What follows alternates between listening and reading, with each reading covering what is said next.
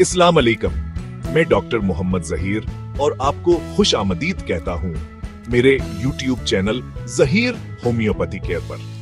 यहाँ पर हम आपको होम्योपैथिक इलाज के बारे में मफीद मालूमात फराहम करते हैं ताकि आप अपनी सेहत को बेहतर बना सकें। लाइकोपोडीन ट्रिसीस होम्योपैथी की एक मशहूर दवा है जो मादे, जगर और नफ्सियाती मसाइल के इलाज में इस्तेमाल की जाती है। इस वीडियो में हम लाइकोपोडीन ट्रिसीस के अहम इस्तेमालात, अलामात और इसे लेने के लिए जरूरी एहतियाती तदाबीर पर बात करेंगे।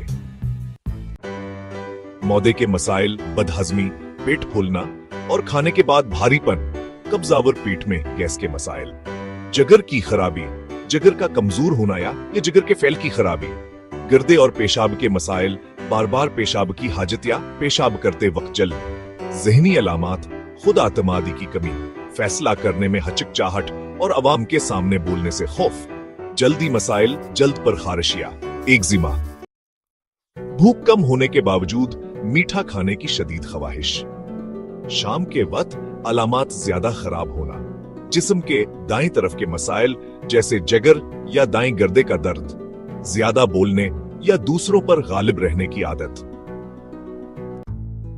खुराक आम तौर पर दिन में 1 या 2 बार ली जाती है, लेकिन खुराक का तयीन मरीज की हालत के मुताबिक किया जाता है। तरीका इस्तेमाल: दवा खाने से आधा घंटा पहले या बाद में लें। दवा को जबान के नीचे रखकर तहलील होने दें।